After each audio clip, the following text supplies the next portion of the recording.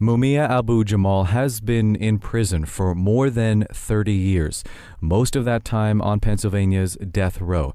His conviction in 1982 for the murder of white police officer Daniel Faulkner has been widely criticized by groups such as the National Lawyers Guild, the ACLU, and the UN Human Rights Council.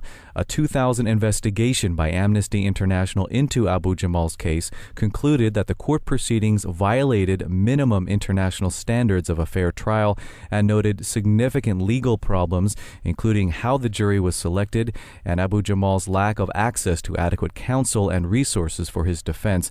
Amnesty also cited disputed testimony and conflicts of interest by the presiding judge.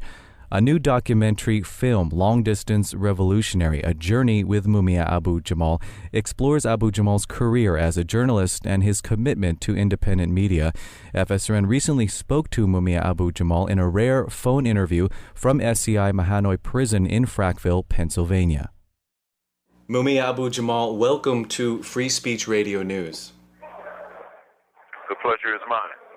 Your career as a journalist begins early in your life as a teenager with the Black Panther Party and its publications, then as a national radio correspondent, and then as a president of Philadelphia's Association of Black Journalists. What first drew you to journalism? Well, the same forces that kind of drove me to the party.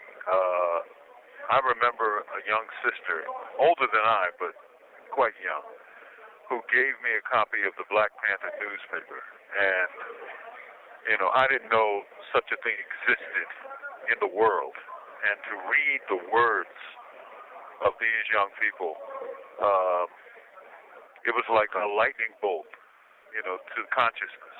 It was, this is the 60s, so to actually see that kind of fire and rebellion and resistance, it was like Christmas in July. It was wonderful. That kind of information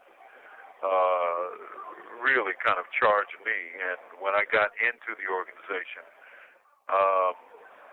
because I could, read and write a little bit, they put me in the ministry, and I began doing leaflets and pamphlets. And before long, I was shipped out west to work on the paper. And I've always enjoyed, that kind of radical and revolutionary journalism.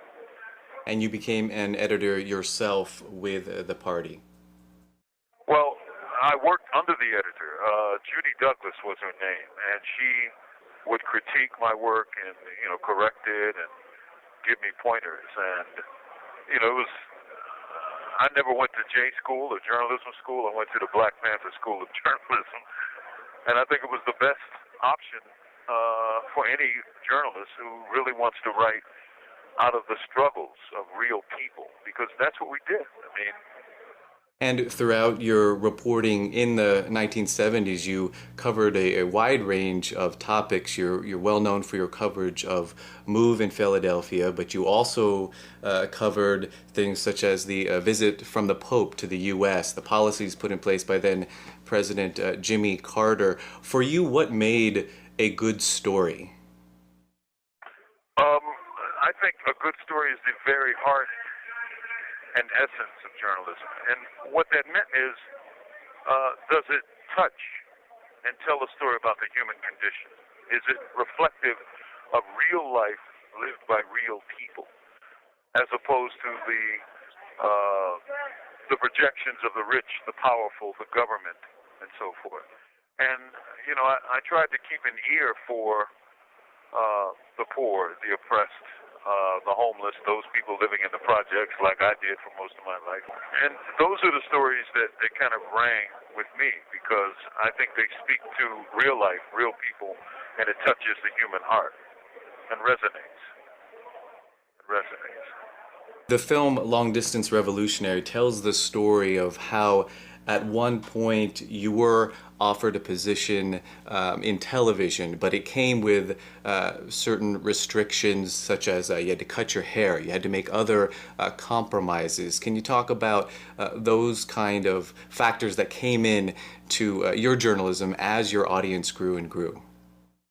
I was always given, well, not always, but I had several occasions in my earliest career to work for real big radio stations or a TV station, and it was always with a sense of compromise. And that meant, change your name, don't use your black name, or cut your hair, shave and all this kind of stuff. And I always felt that if I was going to do something, judge me on my work, not on my appearance or my name. Because I remember working at a radio station in Philadelphia, and they were like, well, your name is too ethnic. Well, I just had a child, and we had just had a child, and, I needed a job to help with the family. But when I looked around me, I found people with all kinds of ethnic names, but they were like European ethnic, Polish and Jewish and German and all that. And nobody said anything, but they didn't want to hear Mumia Abu-Jamal giving local news to their community. So, I did compromise when it was necessary, but often I found that a real insult and an attack on one's black identity that really wasn't necessary. I find that much of that still continues. I learned recently of a young man who, honestly, he was named by his mother, my first two names. He became a journalist, and he worked in Philadelphia and in some other cities, but he was forbidden from using his name. He had to use his initials. This is true rap, and this is fairly recently. So, when I talk about things that happen... from the State Correctional Institution at Mahanoy and is subject to monitoring and recording. When I talk about things that happened decades ago, many years ago, I'm not really just talking about yesterday. I'm talking about today as well. It continues. And,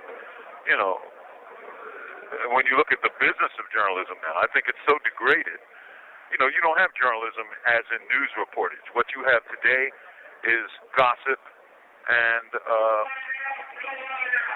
Hollywoodism. You really do. And for real stories involving real people living real lives, we really don't hear or see that or read that very often today.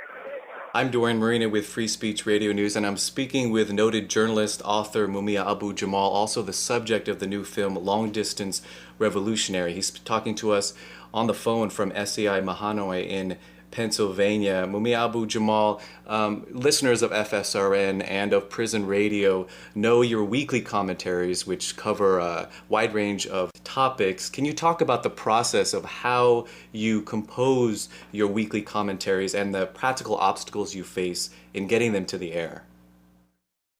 Well, it began, I think, as written columns that were published in some papers across the country. And when I was offered a contract by NPR to do commentaries for their show, we literally kind of went into the studio in a prison, of course. We had a non-contact visiting room that for 2 days became a recording studio. And, we had a wireless mic. Noel Hanrahan conducted many of the takes from written columns. We had a producer from NPR, and we worked roughly, I think, 5 or 6 hours a day, and we got a lot of work done. Well, when NPR kind of caved in, luckily Pacifica, and then a few years later Free Speech, stepped up and said, well, if they won't use them, we will. So, God bless them, and more power to them. We've been speaking with noted journalist, author Mumia Abu-Jamal. He's also the subject of the new film Long Distance Revolutionary. He was speaking to us from SEI Mahanoy in Pennsylvania. Mumia Abu-Jamal, thank you for speaking with us. Thank you very much. On the move.